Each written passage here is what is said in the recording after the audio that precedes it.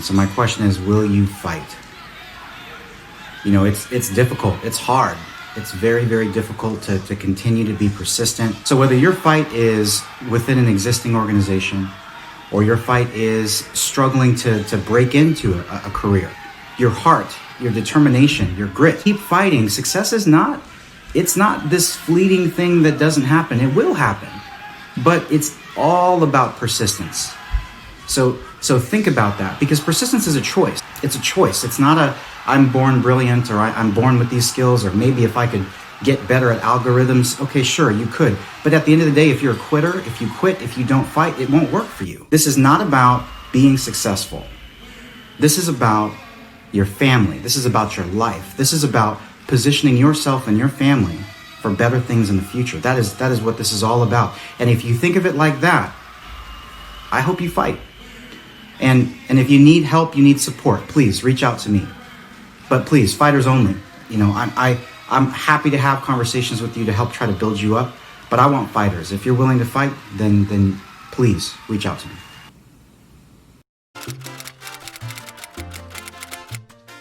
Today, let's take on Success Bench with Rosy under Notes and Coffee. Every success has a story. Are there any secrets? Note the lessons. Get inspired.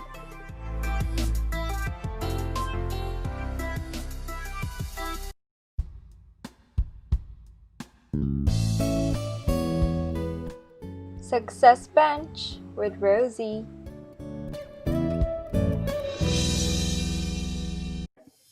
Rosy Day, everyone! Welcome back to my channel for the 8th episode of my Success Bunch with Rosy, featuring an agile mentor and speaker, Salesforce director, MentorMesh.io, founder, the ever-brilliant Mr. J. Taylor. Welcome on Bunch. Thank you. I appreciate being here. Yeah, so I'm a technical product director at Salesforce. I think throughout my career, I have been, I actually started as an office assistant, and I had troubles getting a job. And so I started my own software consulting company. And then through the success of that company, I was able to land, senior roles at Expedia, Microsoft, and now Salesforce. So there's obviously a much longer story behind that. But that's essentially my path. And even now, at Salesforce, one of the things that I'm really passionate about is mentorship and leadership, and helping people, achieve the same kind of things that I have. So I started a community called MentorMesh.io, which is a free community for people to get together and learn from tech mentors like myself, and also connect with other tech learners. So that's a very brief intro, and we can dive into whatever you want to dive into. It is really a great privilege and honor to have you on the show, Mr. Taylor. I think you've mentioned this. Now is your chance to share your story, the choices you've made, what worked, what didn't, and the lessons learned. So you're on board. Let's have the first question. Where are you in your life now? Aside from work status, the sense of fulfillment. Sure. So, I've been in tech for about 15 years, and it's kind of an interesting question that you ask, because that was a significant mark for me, 15 years in January. And so I've been doing a lot of self-reflection, what am I going to do for the next 15 years? Now, I can obviously continue my path, and I'm sure I have plenty of runway to go. But, after thinking about it, I really want to uplift people to do what I did. And this is where I am, especially with building the community with MentorMesh.io. When I was younger, I didn't have a lot of mentorship, and I always found mentorship very difficult to find. When I think about my career and choices that I've made, there were many, many years in there that were wasted. Things that I tried that didn't work, and things that I believed that just weren't true. And so I'm at a place where, I'm financially stable, career-wise, I'm doing really well, but I want to kind of help other people get where I've been. And I think if they have the right coaching and mentorship, that they can get there. So I think I'm at a great place to kind of do something good and influence other people. I think there were definitely times in my career where I really, really needed advice, and I didn't have it. So trying to give that back, and even doing things like being more vocal on LinkedIn.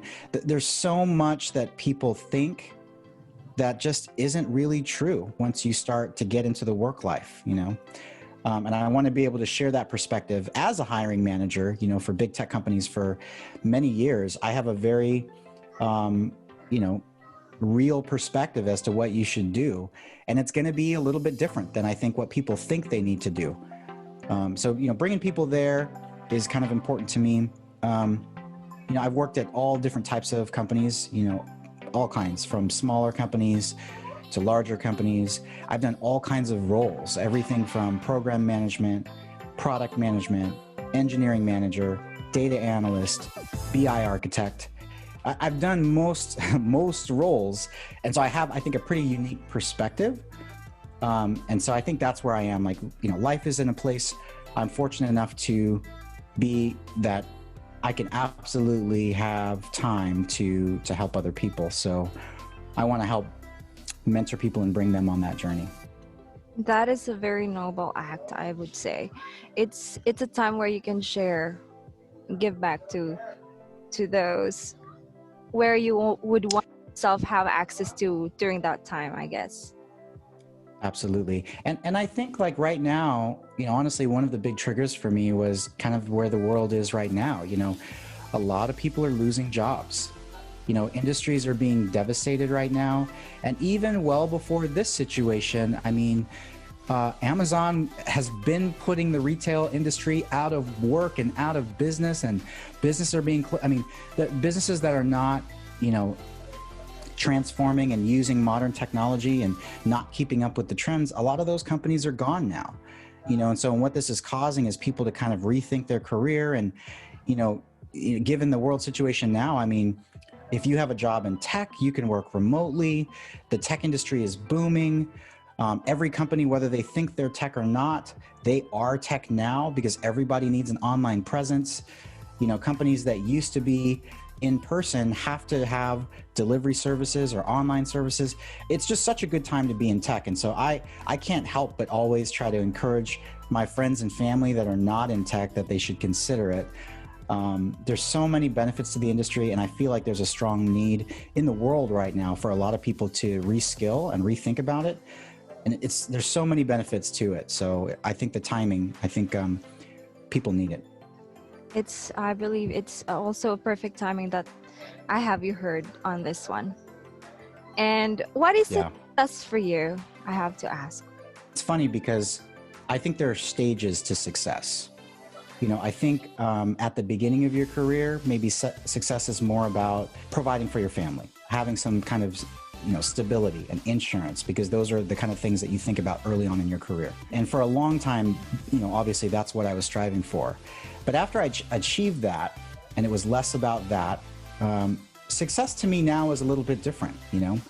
Now is the point in my career that I hope is the fun part, where I get to focus on what I'm passionate about, where I get to think about what makes me excited. Because I'm somebody that when I really am excited about something, I have a very difficult time not thinking about it. I'll constantly think about it, and I love possibilities. I love being excited, because it's my opinion that if you are excited about what you're doing and you're interested, you're just naturally going to do better. Like, you don't have to be asked or micromanaged, or nobody needs to pump you up all the time, because you're already super excited. So for me, success is about being able to do what I think makes the most sense, to be able to have the impact that I want to have, to be able to dictate what I do and what I don't do, having the autonomy to drive what I think is successful. And so that's kind of where I am in the stage of my life where, the opportunities I consider or the things that I do, they're going to be things that I want to do, things that I feel like are going to drive the most impact. Now, on top of that, like I said, I feel like I'm in a very fortunate position, because what a lot of people are still on is that first half, where really success is about providing for your. I'm fortunate enough to be in a position where my family is taken care of, and so I get to think about, okay, now what really excites me. And so that's what I plan on doing for this next 15 years of my career. Of course, before you reach that success, there are pain points that motivated you. What are those pain points?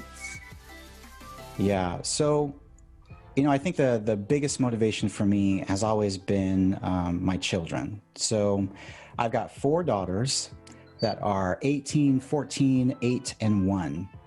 But, in the beginning of my career, obviously I had young kids, I was married young, I was a young father. A lot of my motivation was really about giving them a better life. I had a good life. Don't get me wrong, I did. But there were certain things that I never did that other kids did. I didn't do the vacations. We didn't do family vacations. We had a pretty modest living. But I wanted to take my kids around the world. I wanted to take them to Disneyland. And I wanted to be able to, I didn't want them to start off life, struggling, because I know what it's like to have a job that doesn't pay enough. So I always would think about being able to educate my girls, help them to understand and have skill sets. So by the time they were 18, they could go out there and really hit it hard. And so that was always a big motivator for me. I used to tell my oldest daughter that I was going to give her her first job, so I was going to give her the tools that she needed, in order to be successful, and I feel pretty good about that because right now, she works for Mentor Mesh and she does video editing and she's basically my digital marketing lead. And so we talk about all this kind of stuff. So a lot of that was my motivation.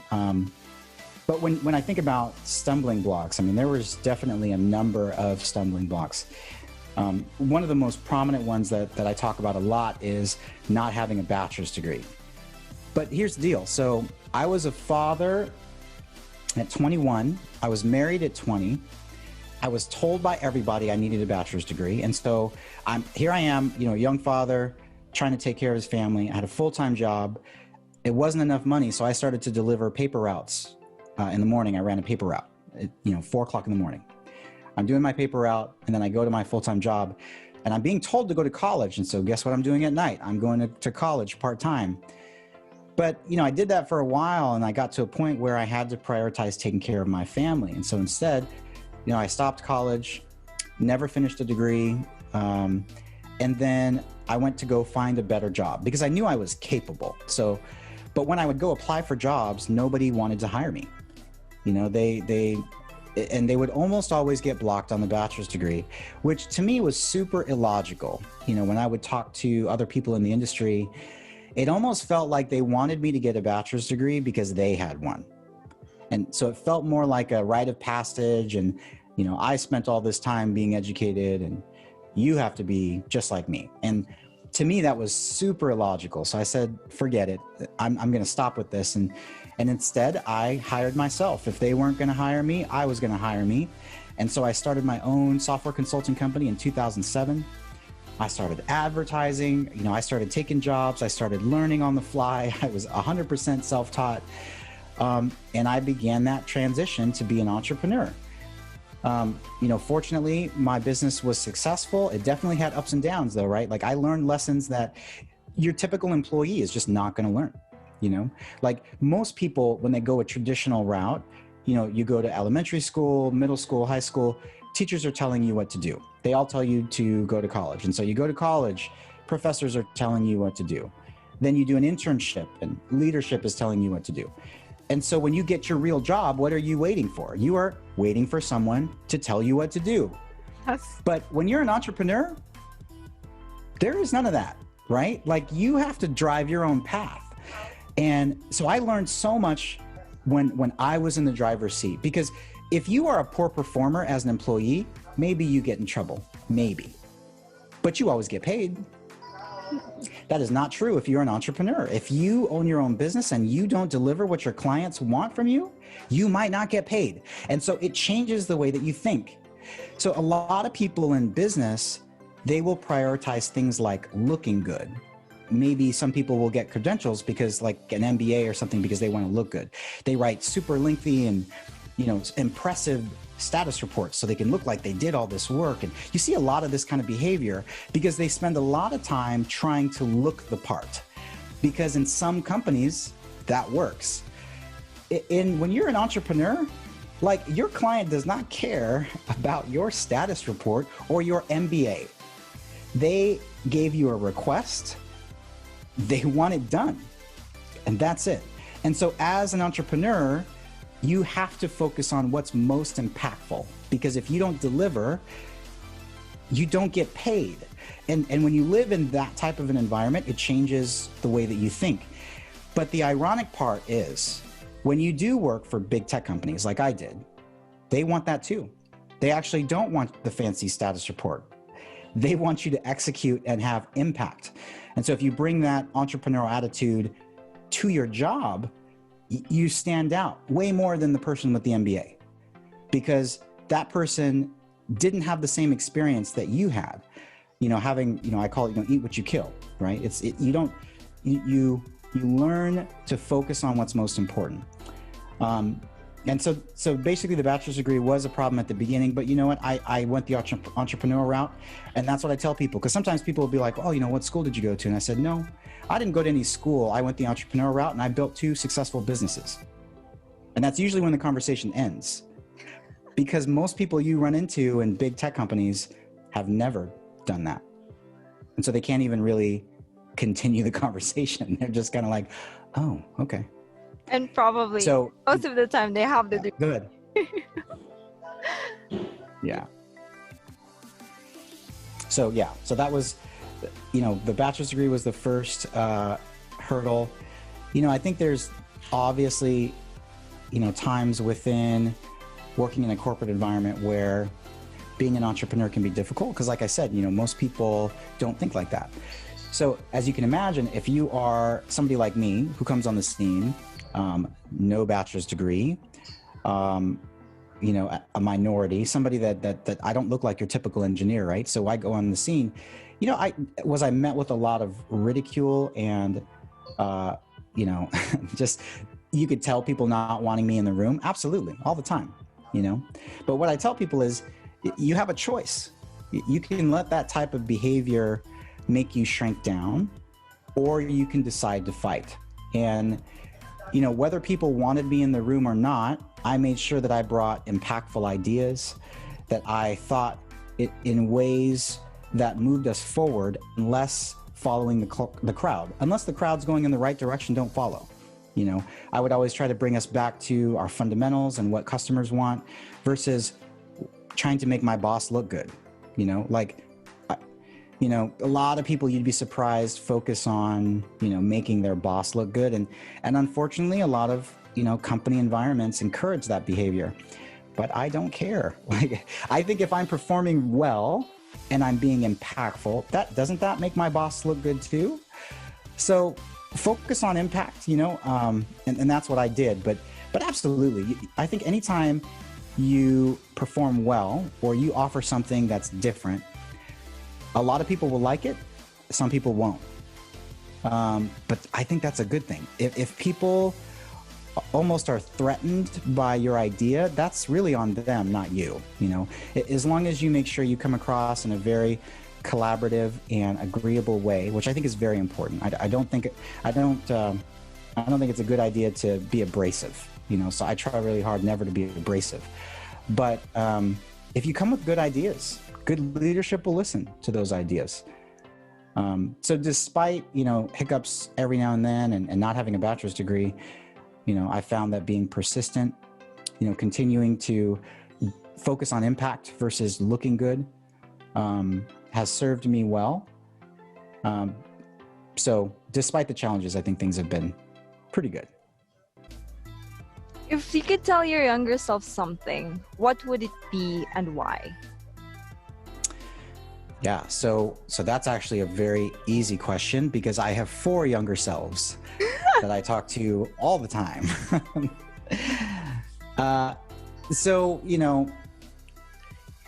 I would definitely say, and I do say, start a business. If you want to be impactful, if you want to stand out, if you want to be different, specifically, we're obviously talking about work and success.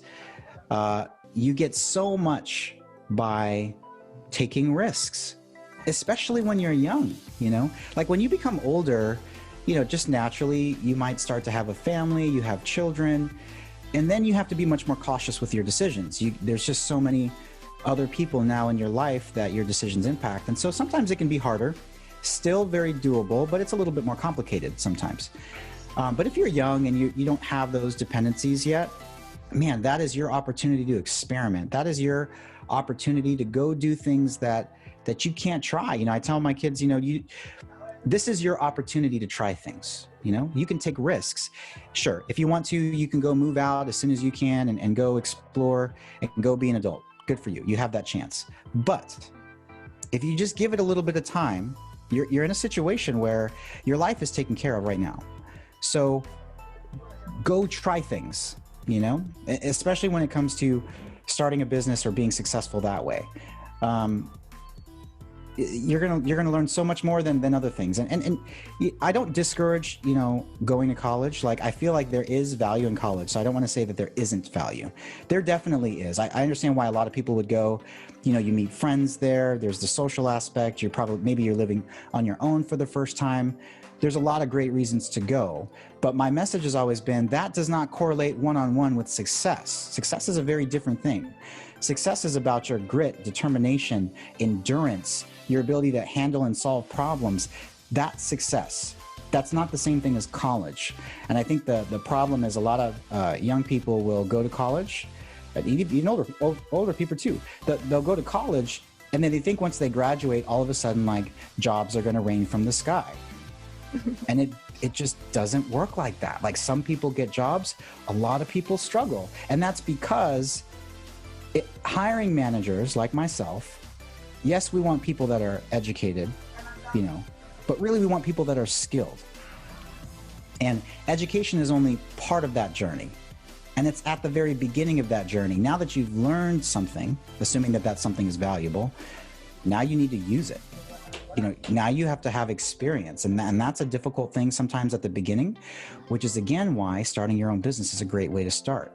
Because really, if you have your own company, you just need to know more than your client. Really, that's just the truth.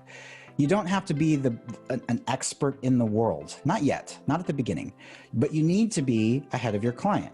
Now, all of your self-study, everything is on the internet. If you don't know something, it's because you chose not to learn it. Go learn it. Study, then go do projects. Think of an idea, look at the world. There are so many opportunities because there are so many problems. There are so many new problems, even given today's world.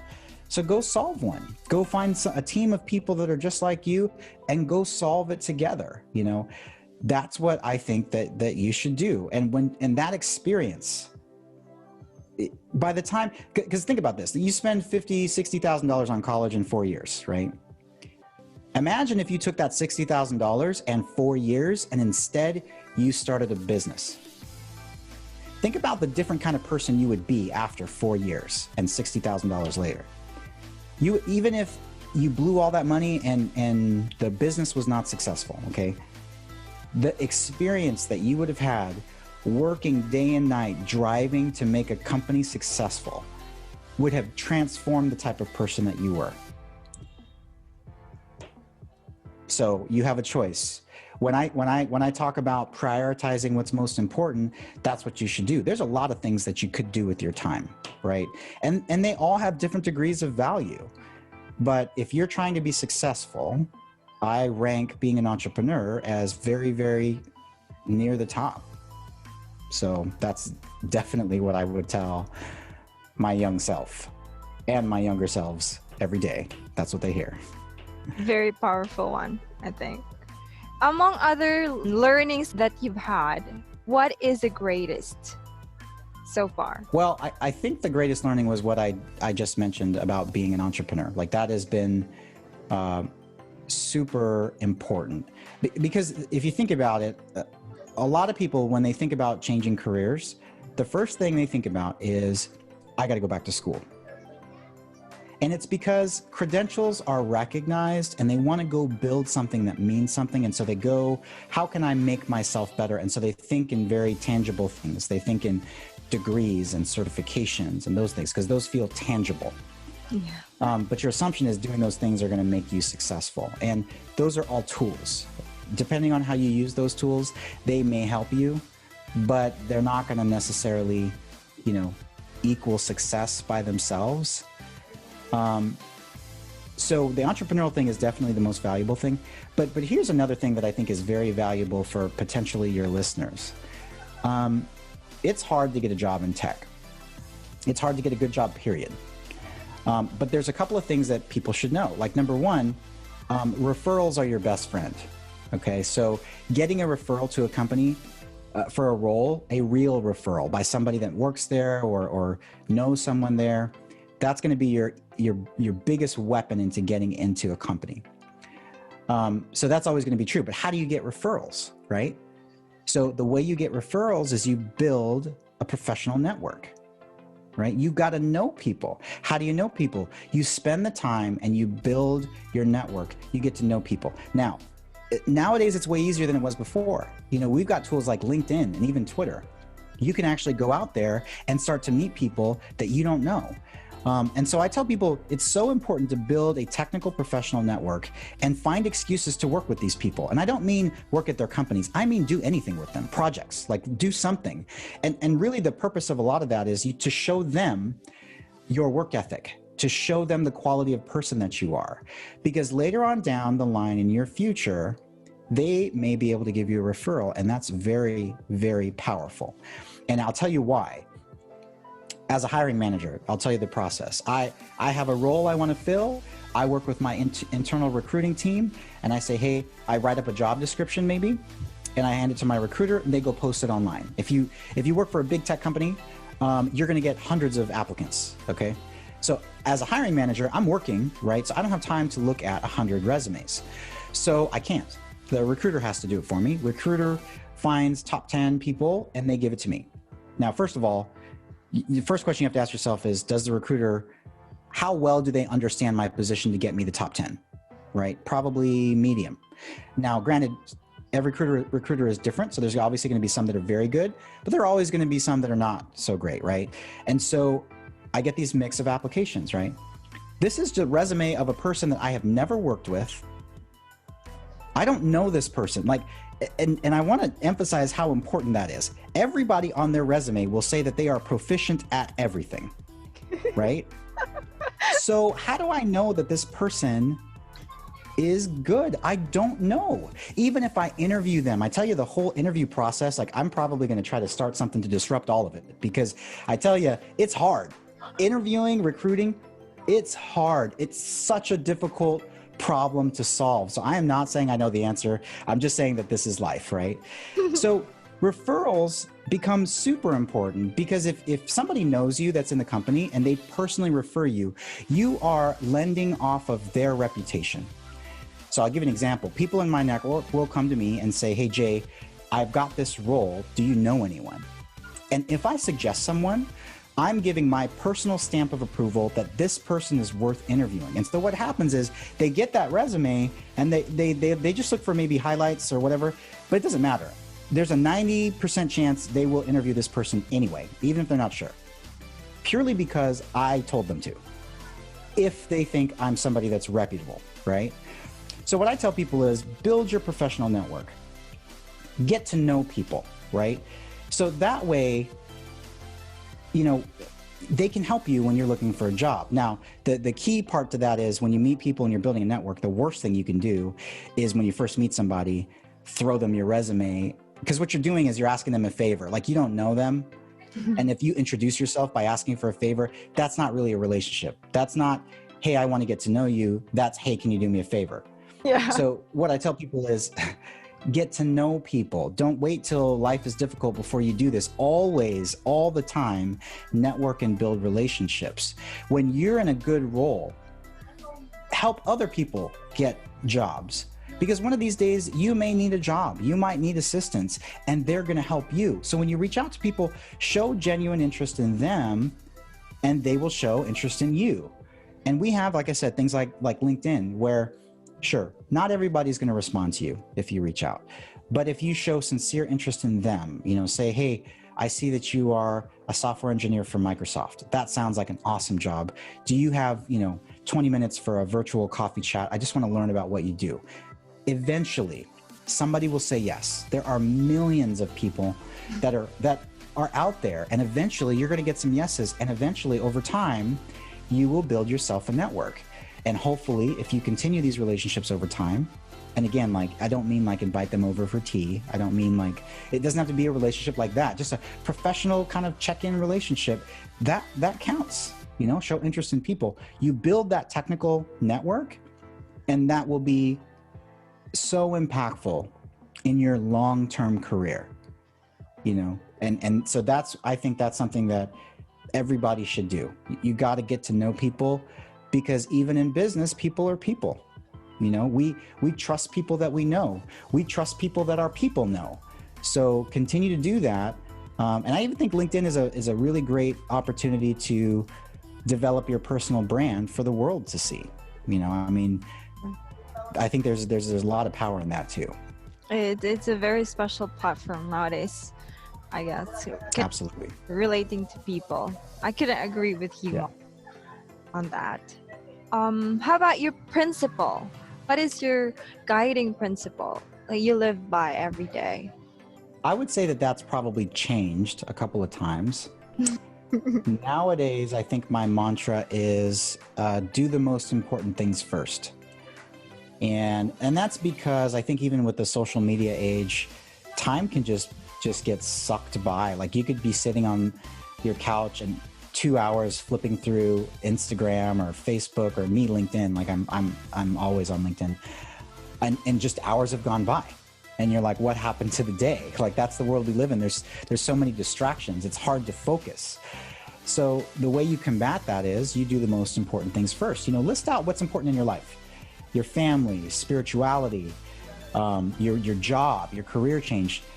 Put them in priority order, and if you can, do them in that order. So if you wake up first thing in the morning, what do you do? So whatever's most important in your life, if it's possible for you, do it first thing in the morning, and then the next thing's next. And really that's just about making sure that those important things are always done. If you're in the middle of a career change, maybe that's something that you prioritize, because ultimately, a lot of us change careers because we want to provide better for our family, or there's other reasons that we want better fulfillment. If that's really important to you, prioritize that first before you start flipping through Instagram, right? Do the important things first. I would say that is definitely what I think most about now. And I try to pattern my day off of doing the most important things first. Priorities. Setting priorities. Absolutely. Mm-hmm. Wonderful. Ever really powerful messages. I'm sure our listeners have learned so much from that. I have an extra question for you. So where is Jay Taylor going from here on? So, I think, what I've been kind of saying, right? For the next 15 years of my career, I want to lift people up. When I was early on in my career, I remember my dad telling me, Jay, you should go work for Microsoft. And I remember immediately thinking, you are crazy. Microsoft is it's probably nothing but the smartest people on earth. There is no way I could make it there. And I immediately dismissed his comment. But, guess what? I worked for Microsoft for 2.5 years. And yeah, there's a lot of smart people there. Don't get me wrong. There's also a lot of normal people there. There's a lot of things in this, especially in the work world, that are they're not what you think they are, So I want to spend the next 15 years of my work career bringing people up to where I am, because they can do it. You don't need to be a rocket scientist. You don't need to be brilliant at all. Because at the end of the day, the most important thing, period, is working hard and showing up consistently. I tell people all the time, let's say that you feel like you're not smart enough. Okay, maybe that's not your thing. You're not a mathematician. You're not a genius. You're not a statistician. Okay, then outwork people. Because the good news is most people are so distracted and lazy, they're just not paying attention to what's happening around them. So when you're given opportunities, you work. Success is a choice. You work harder than anyone else. And really, it's not even about anyone else, because they can work hard too, and it's not going to hinder your success. But you work hard. And what's amazing about that is that's a choice. You don't have to be born with discipline. You can choose to be disciplined. And what's amazing about that is that also means you can choose success. Success is not something that is by luck. Okay, it's not something that, sure, maybe for some people it's happened by chance, or other people it's because of other connections that they had. If you're not those people, and most of us are not, work hard. And it's almost as sure as math. You know, some people try to get there. They think about what success means, and they think, you know, college plus this and plus that, this will equal success. Throughout all of that, it's your attitude. You know, when you fail an interview, and I've failed many interviews, if you ever get fired, if you ever get laid off, if you ever fall down in your life, what do? Right? Somebody in one of my posts recently said, you know, fall down 7, get up 8. You do that, you will succeed, period. Like you will absolutely succeed, because even if you were to compare yourself to other people, a lot of people, they fall down enough and they're just like, it's too hard. And then they go do something else. And then they regret it and they try it again 5 years later. When just don't quit. Just don't quit. So a big part of what I want to do, you know, Future for Jay Taylor, is I'm going to start bringing people up. You know, I'm thinking about all the things that I wish I would have had, all the opportunities I wish I could have had. And I'm going to try to build those opportunities for people. And my number one thing is to get them to realize that success is a choice. Success is about hard work. So, you know, when you come to me and you ask me, Jay, what should I study? Okay, I have some suggestions for you. I do. But let's go back and think about your attitude and your perspective about your career first. Because if you think you're going to study and become amazing at algorithms and learn some data science skills, and then somebody's just going to throw you a job, okay, maybe that'll happen, but there's a good possibility it won't. And so what happens when your career stalls? What are you going to do? Right? Having the right mindset, and even having the right type of expectations for what this is going to mean, is really important. You ask somebody, do you want to be successful? Everybody will say yes. Of course they're going to say yes. Then you ask, who is willing to do the work? Now the hands start to go down, right? Because I'm talking about work, right? Like I'm talking about who's willing to put the work in. And even if it's not even just me saying this, you talk to any person that's successful, that's been through, that's maybe gone an alternative path, and they'll tell you the same thing. You have to push, you have to be determined, you can't quit. When people push you down and tell you you can't do it, you need to be able to push past that. Don't let others, you know, definition of you define you at all. You define your own success. And so when I think about, you know, my next 15 years, I'm going to help people realize their potential, and I'm going to help give them paths, and they can choose. You know, my path is only one way. There are many ways to be successful, but I'm going to give you a couple of paths, and I'm hoping that many of them will choose to work hard. They'll choose to never quit.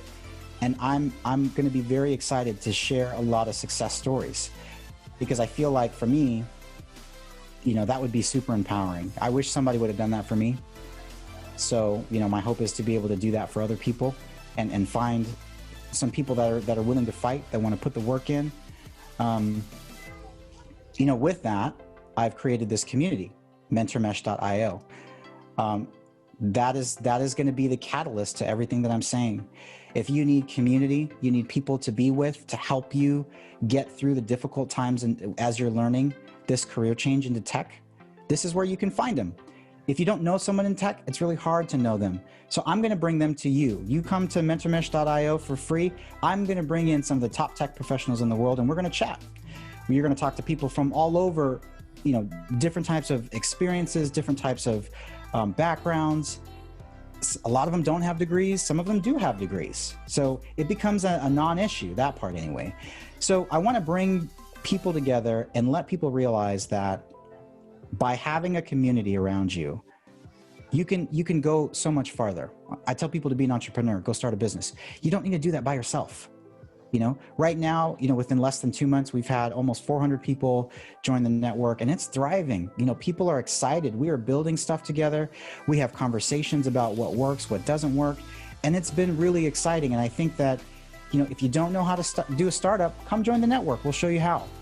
Matter of fact, you can find people and go create a team and go build one. You need mentors to give you advice when you want to do something. They're there too. So mentormesh.io is going to be, in some ways, I think of it as like, maybe it's my legacy, right? I don't know. But I love the mission behind it. And it goes back to what I was saying, I want to do what I love. And I think helping people overcome obstacles and realizing that they can do more than they think they can, I think is really exciting. Seeing people's kind of their light bulbs go off when they realize that, no, they have a lot more options than they think.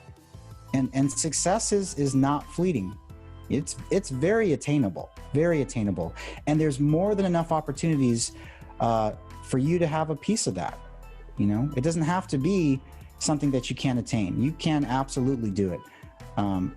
So that's where I'm going to spend my time, or at least where I'm going to spend my passion. I think this community at mentormesh.io, it's definitely going to be your legacy. The viewer has already heard of, they have this grasp of positivity, the energy, and the overall versatility that you've been in different roles. I hope so. I think my story can be powerful to a lot of people, especially right now. Like I said, I think a lot of people are in transition, and I have a lot of recommendations for them. What I would hate is for people to spend years trying to do things that are only kind of helpful, pursuing careers that are dying, but maybe they don't know that they're dying. Even within the tech field, there's so many things you could do, but some careers are more available than others. And do you know what those are? So I want to help you make those choices. I want to give you some suggestions. And especially even if it's your second career, there's a lot of skills that are transferable. There are a lot of things that you've probably done, working with people, communicating, leading teams. There's probably a lot of things that you've done that's very, very transferable to tech, because tech does not mean software engineer. I am not a software engineer. I don't code anything. So there's a lot of things that you can do within the field that produce high-paying, well-respected, and enjoyable jobs. And some of that is just learning what those are. Maybe that's the beginning, but definitely want to help people do that. There's so much opportunity. I'm so lucky to have seen your webinar with Corey. Being heard on this show is definitely an impact to many. Right now, it's a little show. I'm sure it's going to reach, let's say, just 50 people, and that's already a big impact, personally. I'm glad. I'm glad to hear it. Yeah. Like you said, even when I think about impact, right? Like, I've done different shows, and I've had a handful of people come up to me, and they come into the network, and they seem to enjoy it. They're thriving. They're excited. That's everything. Like when I think about what makes me excited, that really makes me happy to see that there are people that are listening to my message and are taking it seriously, because I can't wait to share dozens and dozens of success stories. I can't wait. And maybe I'll make a wall of success, but because to me, this is not nearly impossible at all. Impossible is not even a word that you should even use. This is about hard work. You put the work in, it will work out. So I can't wait to be able to share those success stories. We share the same, I guess, in that denomination, because I also collect success stories of people. I've had this book of Robert Kiyosaki, Yep. You want to go somewhere, it's best to find someone who's already been there, Yeah. And I guess that's what I'm doing to inspire others. How can they reach you for appointments? Mentormesh.io. So if you join the community, you can even schedule a one-on-one. Well, I can't say one-on-one. You can schedule a group mentorship session with me. Mm-hmm. I'm always on there in chat. You can write posts, and I respond to the posts. So mentormesh.io is definitely the best place to go for me. You can also look me up on LinkedIn. If you look up Jay Taylor, spelled Jae Taylor, Salesforce, my profile will pop up. You can follow me on Twitter. I'm just starting on Twitter. I've had technically an account for a while, but I'm just actually starting to use it. But Jay in Tech, you can follow me at Jay in Tech on Twitter. But absolutely, mentormesh.io. Please, find me there. If you need encouragement, you want some advice, I'm on the platform. So yeah, hoping to see all of you there. There you have it, guys. Before it pour down on me, Jay Taylor of mentormesh.io. Really, really glad to have you on the show. I'm so much thankful. You're so generous with your time, and your grit and endurance advance you towards your success, I would say. And Cicely and Cassidy, I feel acquainted with. Say my regards. LinkedIn I will. show because of those. I get to connect with people like you. Absolutely. Well, I really appreciate being on the show. I'm hoping your show lots of success. And, if there's anything I can do, if you have a specific topic you want me to talk about, or people are asking about something, happy to come back. Love to help support you too. Thank you so much. I wish you enough, more clients, more successes, more people to connect with you. Thank you. This is Success Bunch with Rosy. Thank you.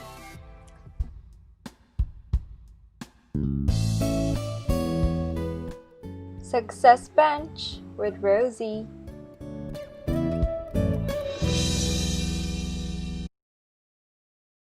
Love, Rosy.